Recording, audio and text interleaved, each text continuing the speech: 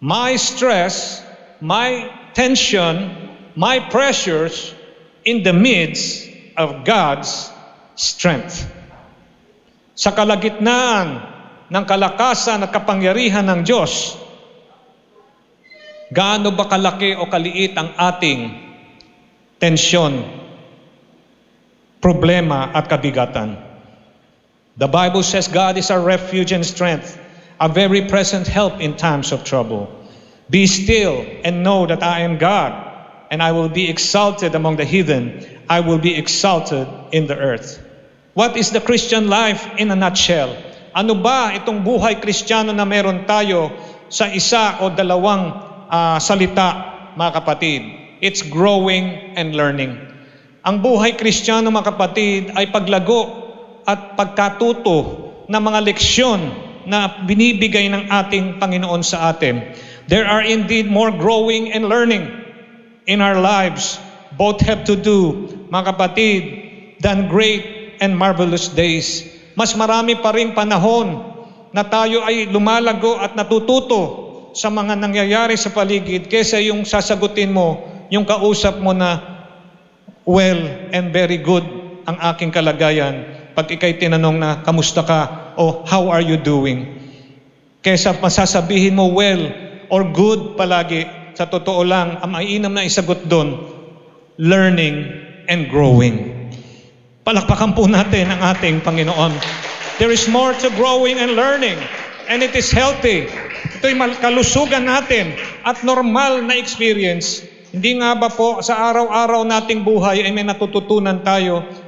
Kung hindi ito'y para sa ating paglago, both have to do with the process na tayo'y umaandar sa isang proseso sa buhay na ito, and that is the process, mga kapatid, of something painful. Itong proseso na to hindi po pala parati kasiyahan o kasaganahan. Kadalasan ito po ay dumadaan tayo sa sakit, mga kapatid, painful, often slow, mabagal na paglago, mabagal na pagyabong, and occasionally even awful. Minsan ay hindi mo maintindihan kung bakit nangyayari itong mga problema, samantalang tayo ay mahal naman ng ating Panginoon. It's like taking 3 steps forward and 2 steps backward. Umaandar ka nga, pero umaatras ka pa rin.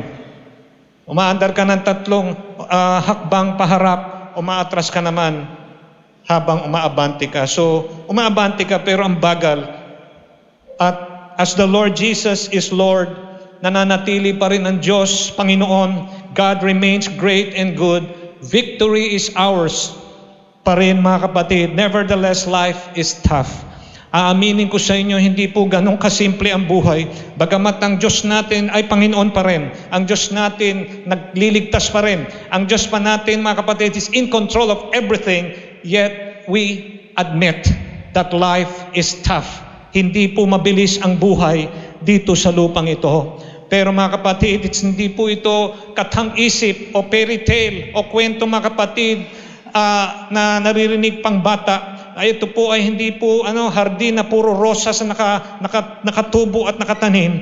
At hindi po tayo palaging nasa cloud 9 na high palagi tayo sa mga blessing at sa mga pangako ng Diyos na binibigay niya. Hindi po ganon palagi ang nangyayari sa atin. Sabi nga ni Pablo, mga kapatid, 2 Korinto 4:8-9, we are afflicted in every way, but not crushed. Hallelujah. We are perplexed but not despairing, persecuted but not forsaking, struck down but not destroyed.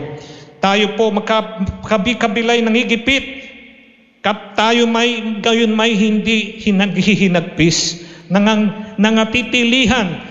Gayon may hindi nawawala ng pag-asa. Pinag-uusig, mga kapatid, gayon may hindi pinababayaan. Inilulugmok, mga kapatid, gayon man hindi nangasisira. Purihin ang pangalan ng ating Panginoon.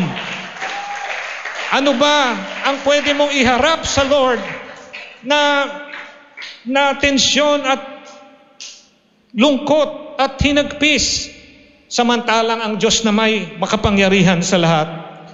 Before we enter into the meat of our message of truly attainable spirituality, there are spiritual flaws that I will share to you.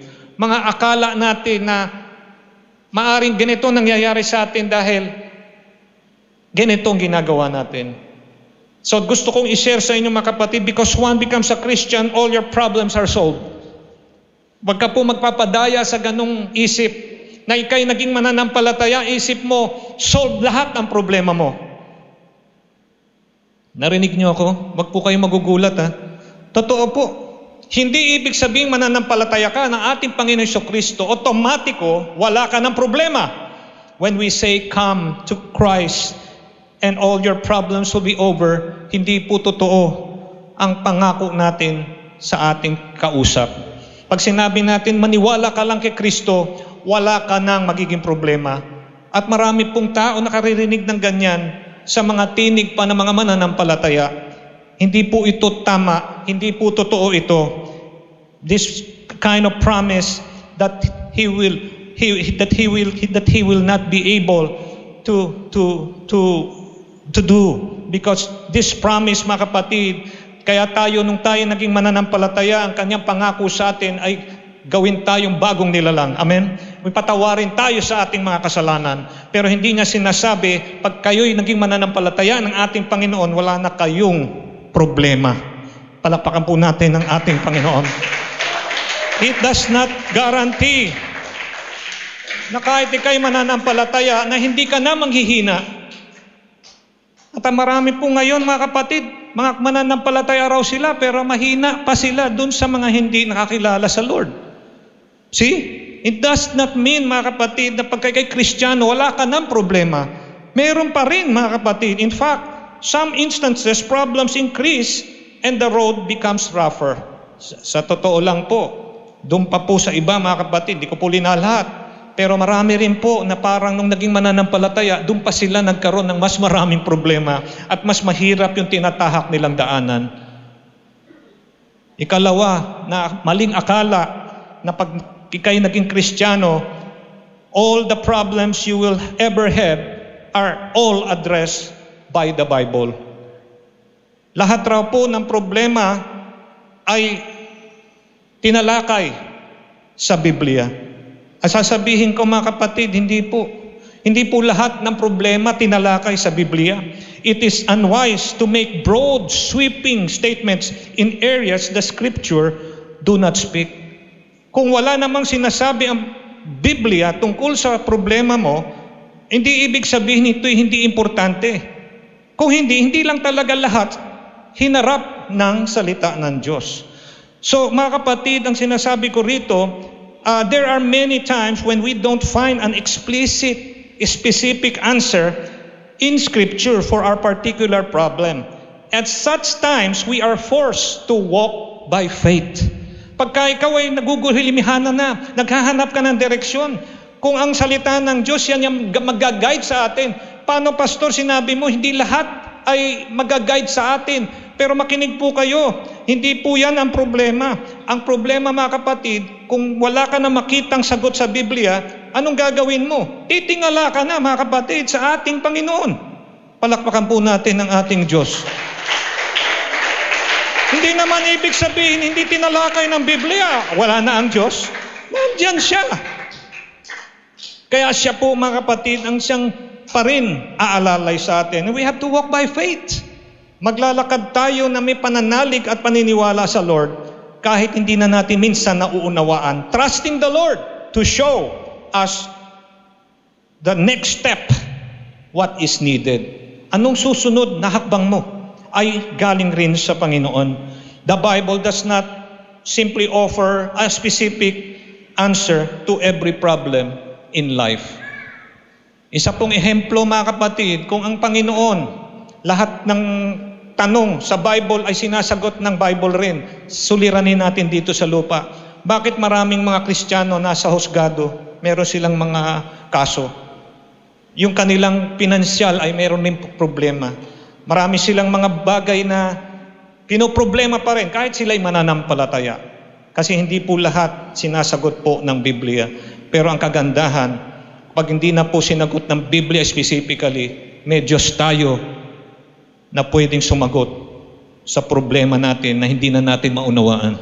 He is in control. He is our refuge and strength, a very present help in times of trouble. Siya po ang ating tanggulan, takbuhan. Siya po, mga kapatid, ang umaampun sa atin, wika nga. At sa kabagabagan, mga kapatid, naroon siya palagi tumutulong. Palakpakan po natin ang ating Diyos na buhay. Ikatatlo, if you are having problems, you are unspiritual. Marami ka bang problema? Malayo ka sa Diyos. Ay, huwag po kayong madaya sa ganyan. Hindi ibig sabihin ikay problemado, isamantala kay tapat naman sa Lord. Sasabihin, ay, kaya ka may problema, Brad. Hindi ka malapit sa Diyos. Malayo yung puso mo sa Diyos. Alam nyo, sabihin ko sa inyo, mga kapatid, sad but this false idea is being conveyed in many places today. Having problems simply proves that you are human. Kaya ka may problema kasi tao kang totoo. Hindi ibig sabihin, malayo ka na sa Diyos. Kaya ganyan, patong-patong ang iyong parusa. We all have problems. Sabihin nga sa inyo katabi, may problema ako. Huwag nyo na sabihin kasi hindi matatapos Marami yan. You are not unspiritual because you are wrestling with the dilemma. Hindi ka malayo sa Panginoon dahil ikay nakikibugno sa isang mahirap na kalagayan. Meron pa nga ako maraming kilala, mga kapatid, aaminin ko sa inyo, napakalalim ng pananalig sa Panginoon, tapat na tapat sa Panginoon, pero ang tindi na kanilang mga problema. Pero spiritual sila. May takot sila sa Diyos, naglilingkod sila sa Panginoon. So hindi ibig sabihin, pagka may pagsusubok, hindi ka na nananalangin, hindi ka na tapat sa Panginoon, malayo ka na sa Diyos. Palakpakan po natin ng ating Panginoon. Nangyayari yan sa lahat ng tao. Ikaapat, being exposed to sound Bible teaching automatically solve your problem. Ay, magpunta ka doon sa high calling. Lahat. Hindi sinabi yung karamihan. Buti kung yung karamihan, pwede pa Pero sasabihin, lahat ng problema mawawala. Kasi nakikinig kayo dun sa sound Bible teaching. Alam nyo, kahit magaling yung teacher ninyo, kahit ang pastor anointed, kahit ang pastor wala nang ginawa, hindi na nagtatrabaho, naghahanap buhay, ang kiniisip niya, pag-aralan at ihanda yung pagkain ng mga tupa ng Lord, hindi pa rin po garantiya na yung problema, mga kapatid, ay mawawala na. Ang pinag-usapan dito, lahat. Kasi yun ang iniisip ng tao, pagka siya nakikinig lang ng salita ng Diyos, otomatiko, lahat ng kanyang problema nawawala na. Hindi po totoo yun. Mga kapatid, Bible instruction alone will not result in instant solution to our problems, mga kapatid. No matter how reliable, no matter how great or gifted the teacher is, the declaration of truth does not provide the removal of difficulties. Palakpakan po natin ng Diyos. Think of Scripture. Tingnan mo ang Biblia na isang mapa na sigurado. Mapa, mga kapatid, na hindi po ito hula na baka sakali ka. Kundi sigurado ang salita ng Diyos, mapa. Kung saan ka dapat magpunta, pinaalam ng Biblia. How to get to certain destination, that is what the map does. Yung mapa, yun ang ginagawa niya. O paano ka makapunta dito? O paano ba makapunta dito sa ganitong isla? O ganito, mag-aeroplano ka, babarko ka, etc. Through the map, you are given the clue so you can reach your destination. But just looking at the map don't automatically transport you elsewhere. Tama ba? Tumitingin ka lang sa mapa, gusto mo magpunta, saan yung gusto magpunta, mga kapatid? Mamasyal. Sabihin natin, Boracay. Tumingin ka sa mapa ng Boracay, hindi ka naman automatic na pupunta dun. Makakarating dun, tama ba? Kailangan ikaw ay bumiyahe. Kailangan ikaw ay magbayad. No? Magkaroon ka ng oras, mag-ayos ka rin, magdala ka ng damit, magbaon ka, maglagay ka ng sa maleta. Yung iba nga mga kapatid, isang araw lang yung biyahe, kala mo isang buwan yung nasa maleta. Pero that is not the point mga kapatid. Pinag-usapan natin dito, hindi ka makakarating doon sa patutunguhan mo na hindi ka babiyahe. Hindi ka magbabayad ng pamasahe. Tama? Palakpakan po natin ang ating Panginoon. At hindi ka aabot doon kung ikaw ay hindi nga nagbigay ng panahon doon and stay at it until you arrive. Hanggang hindi ka pa naglalanding doon sa Katiklan Airport, yun nga ba ang airport doon? Hindi ko alam. Hindi ka pa dumarating doon sa gusto mong patunguhan. So mga kapatid, ganun din sa pagiging Kristiyano. God's map is reliable, available. Ang salita ng Diyos available nandito. It is clear and direct. Sigurado yan. Walang problema sa salita ng Diyos. Lahat nga magugunaw Salita niya mananatili Walang problema ang salita ng Diyos. Dahil sigurado nga ito. But there is no magic. Ayan. Wala pong mahika dun sa kanyang mga pahina na magpapadala sa iyo sa gusto mong puntahan sa pamagitan ng flying carpet. Kailangan kikilos ka rin. Kailangan susunod ka sa sinasabi ng Bible. Hindi mo lang titingnan. Hindi ka lang makikinig. Napakinggan ko na. Napakinggan mo nga. Hindi mo naman ginawa. Yun po ang malungkot. Hindi mo mararating yung iyong patutunguhan. Church, I tell you, what is maturity then? Ano ba yung paglago talaga? Kung ito'y tatanungin ninyo. Growing, learning, applying. Ika'y lumalago, ikaw ay natututo, hindi lang nakikinig. Kung hindi, doon sa dulo, ginagawa mo pa. Palapakan po natin ang ating Panginoon. Oh, hallelujah! Ang ganda ng preaching. Maganda preaching. Nakikinig ka, pero ginagawa mo ba?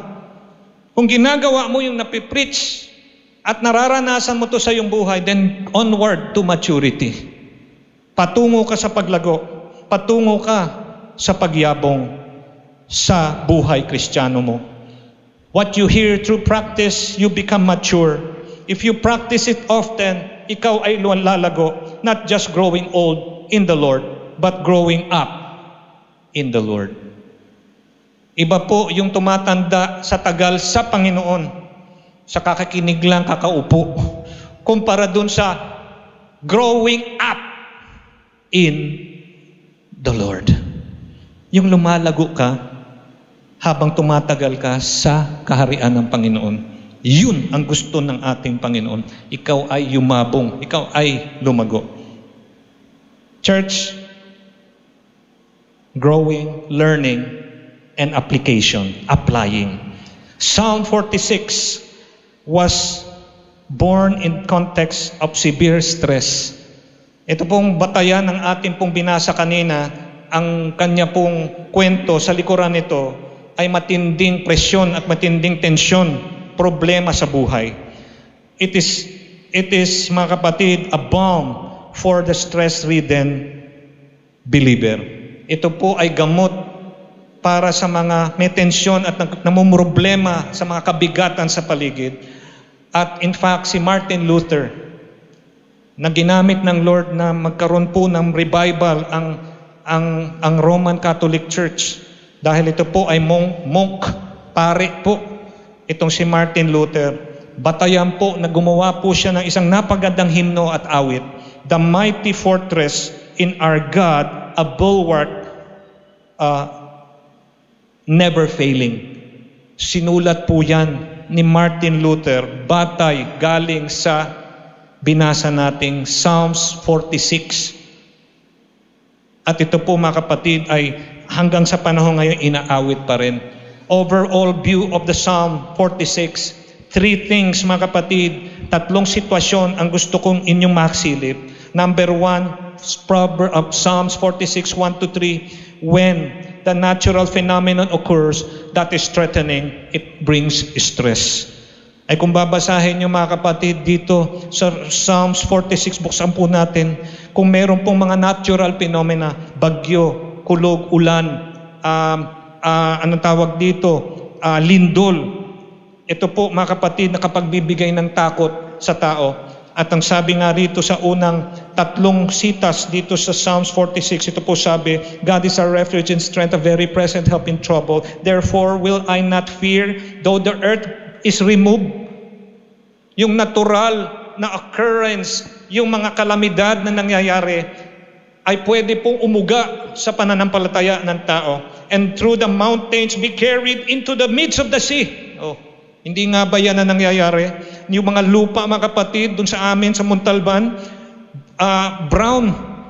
Talagang grabe, mga kapatid. Pati yung mga bahay na na-wash out, patungo lahat yun sa San Mateo, patungong Marikina, hanggang maitulak, mga kapatid, dun sa dagat. From the mountain to the heart of the sea. Ay, hindi ka ba matatakot nun? Biruin mo yung natural calamity, kung hindi ka handa, pwede kang masalanta. At dito po makita natin in verse 3, though the waters thereof roar and trouble, though the mountains shake with the swelling thereof, Selah. Sabi po mga kapatid, itong mga natural calamities ay nakakapagbigay sa atin ng takot. Ano po ang sagot sa verse 2 nung mga nasalanta? I will not fear, I will stand fast. Hindi ako mahihina, hindi ako aatras. Palakpakan po natin ang ating Panginoon. Ikalawa, mayroon pong disturbance civilly. May gera. Yung panahon na ito'y sinulat, ang background story, there was a invader from Sennacherib during the time probably of King Hezekiah attacking Israel. Therefore, the nation trembles because of the threat of the other attackers, mga kapatid. War in the midst. City is under attack. God is in the midst of her and she will not be moved. Yun naman po ang maganda. Bagamat may gera, dahil ang Diyos, hindi naman po nawawala ang Diyos nasa kanilang kaligitnaan, hindi po sila natakot. Sabi, God is in the midst of Israel, she will not be moved. Hindi siya makikilos.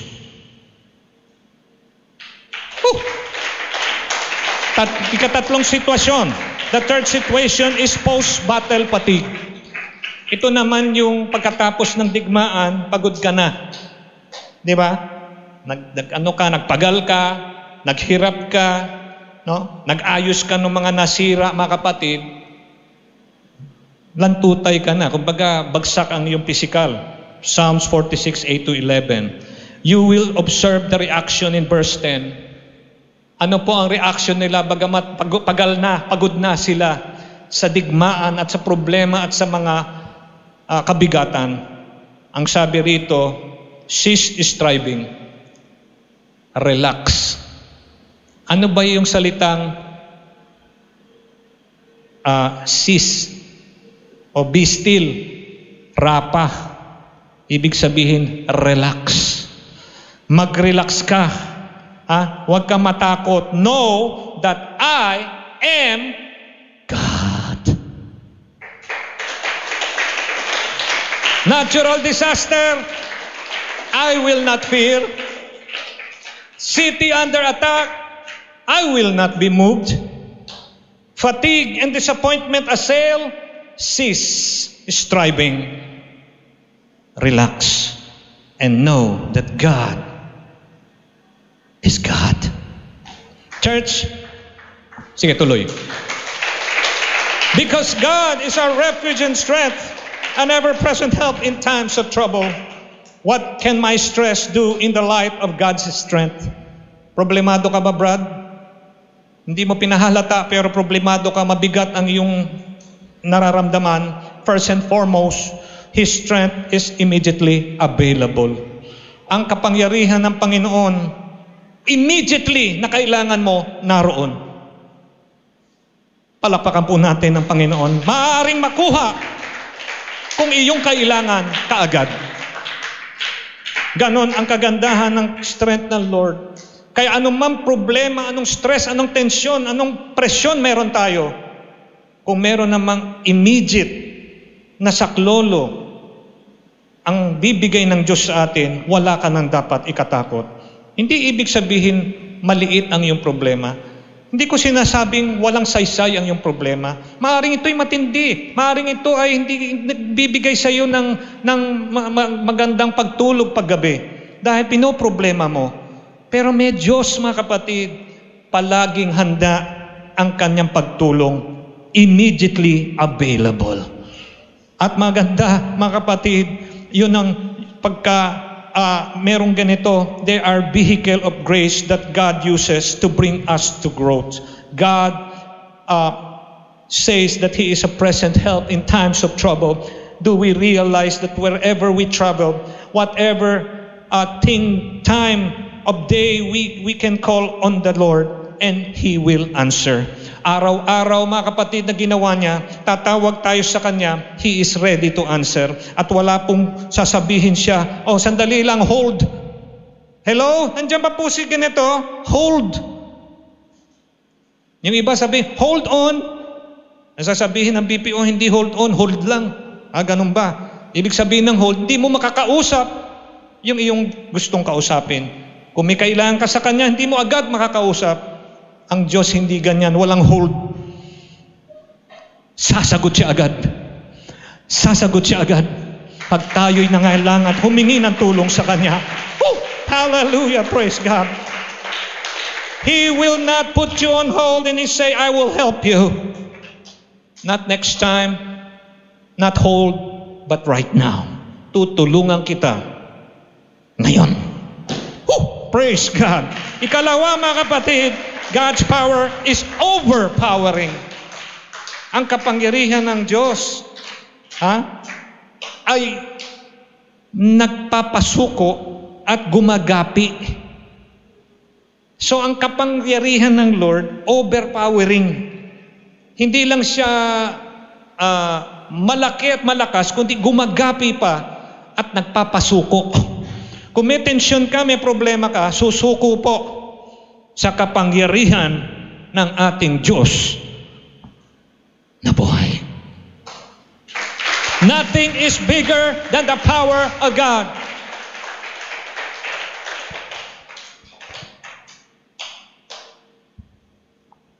Meron nga po tayong kapatiran, binaha. Nakita namin ang kanilang tahanan, talagang grabe. Ang problema, mga kapatid, pagka lumubog ang bahay mo sa baha, hindi lang yung tubig marumi. Minsan mayroon pang langis. Kaya yung pwede mo pa sanang labhan, pwede mo malinis, pwede mong ikula para magamit pa, hindi mo na magamit yung iba. Talagang malulugmok ka. Kung ang puso mo ay konektado dun sa nawala, mabilis na magalit sa Diyos. Pero ang kayamanan mo, ito po, kung ang kayamanan mo ay ang kabutihan at biyaya ng Panginoon, ang pag-ibig niya, kaya mong tanggapin ang mga grabing pagsusubok na dumating sa iyong buhay. Kasi ang kayamanan mo, hindi yung mga bagay na nawawala. Ang kayamanan natin, ang Diyos na ating tanggulan, takbuhan. Siya yung ating pag-asa.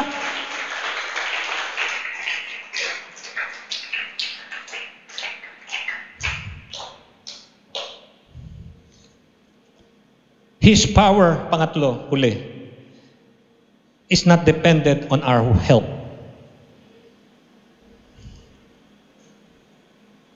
Una, ito'y palaging handa, palaging malalapitan ng Panginoon, kanyang kapangyarihan. Pangalawa, it's overpowering. Pangatlo, yung power ng Lord, wala tayong may aambag dun. In fact, tayo nga humihingi, di ba? Ang kagandahan dun sa sinabi ng Lord, He is our refuge. Naintindihan niyo yun? Siya yung ating tanggulan. Kaninong tanggulan? Tanggulan ng iba? Tanggulan ng malalakas, mayayaman, yung may koneksyon, mga royal blood, o mga pinili lang? Hindi. Ang sabi rito, tanggulan natin. Atin. Ang tulong ng Panginoon. Meron kang ownership dahil ito pinagkaloob ng Diyos. Hindi niya sinarili, hindi niya lang binigay sa Israel, binigay niya pa rin kasama tayo, mga espiritual na mga Hudyo, Kristiyano, Judeo-Christian. Kasama po tayo. He is our refuge and strength. He belongs to us and we belong to Him. Meron pong koneksyon. Palagi siya pwedeng lapitan. Yes, overpowering yung kanyang kapangyarihan. Hindi ka naman makalapit. Kasi hindi ka naman kasali. Ay, hindi sinali. Kasali ka. Ang sabi nga, He is our refuge. He is our strength. An ever-present help in times of trouble.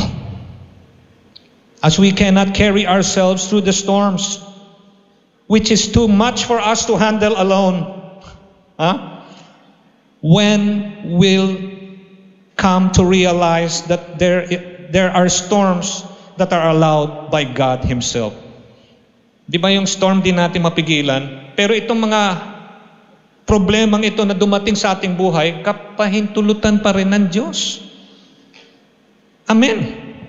At kahit ito pinahintulutan niya, He designed it to slow us down, to make us climb up to God towards His arms. Umakyat tayo mga kapatid sa piling ng Lord at allow Him to embrace us tightly mga kapatid and to make us depend on Him alone. Wala na tayong maaasahan pa kung hindi ang Panginoon. At tayo ay pumupunta dun sa Kanyang presensya. Lumalapit tayo lahat. It is time to say, Lord, I love you. Lord, salamat po. Lord, pinupuri kita, Panginoon. Dahil in spite of what's happening around, nariyan ka. Palagi kang pwedeng lapitan. Kahit anong nangyayari, your power is overpowering. Your authority is so much. And lastly, wala akong naiambag sa iyong kadakilaan. Kung hindi, ako pa, tayo pa ang inalalayan ng Panginoon. Binigyan ng tulong, binigyan ng ayuda, binigyan ng kapahingahan, binigyan ng kaligtasan. To God be all the glory. I love you, Lord. I love you, Lord. Wala naman akong inambag dyan, pero ikaw ay patuloy na nagmamahal sa amin. Kaya ano ba ang pwede kong sabihin sa iyo, Panginoon? Kundi sabihin sa iyo, Panginoon, napakabuti mo sa amin. Yes, pinipilit namin sumunod sa iyo dahil bilang anak mo, Panginoon, kailangan makita sa amin na kami ay anak ng Diyos na sumusunod sa Kanyang Ama. Amen? Dapat ang Diyos na banal, makita sa amin na mananampalataya, banal din. Kaya kami sumusunod. Pero anong naiambag natin sa Kanya? Wala. Pero despite of that, siya pa ang nagbigay sa atin. He is our refuge. He is our strength. An ever-present help in times of trouble. I will stop running. I will not fear. I will hold on to you, Lord. Thank you that I can't see the distance or the goals. Nakikita niyo ba yung inyong maaabot na? Di ba minsan di pa rin natin nakikita? Para ke? Bakit hindi mo pa makita bagamat sasagutin na ng Diyos yung iyong matagal na pinapanalangin? Upang lalo tayong lumapit sa Lord. Upang tayo lalo umasa sa Kanya at yumakap sa Panginoon sa panahon na hindi pa natin nakikita ang sagot sa ating mga pananalangin. Kailan mo pa pasasalamatan ng Diyos? Pag nariyan na ang blessing, di ba tama lang na wala pa sinasabi mo, Panginoon, wala naman ako inambag. Katapatan lang kung meron man. Yung katapatan naman, kaya namin nagagawa sa iyo, Panginoon, dahil rin sa iyong biyaya. Ikaw rin yung gumawa ng paraan para kami maging tapat. Ano ang aming naambag? Kaya pag tayo ay tatayo sa oras na to, hindi po mahirap sabihin sa Lord, Lord, napakabuti mo. Panginoon, di ba? Kailangan ko sabihin, Panginoon, kung paano mo ko minahal. Masabi ko sa oras na ito, Panginoon, I love you. I love you. Thank you. And I praise you. Today, now, and forever. I admit I'm weak, but thou art strong. Kung tayo mahina, may tensyon, merong presyon, merong pagdududa minsan, ang Diyos naman natin, nananatiling dakila, tapat at makapangyarihan. As you are my strength, Lord, here I am to worship. Salamat, Panginoon. I love you, Lord. And I praise you above all.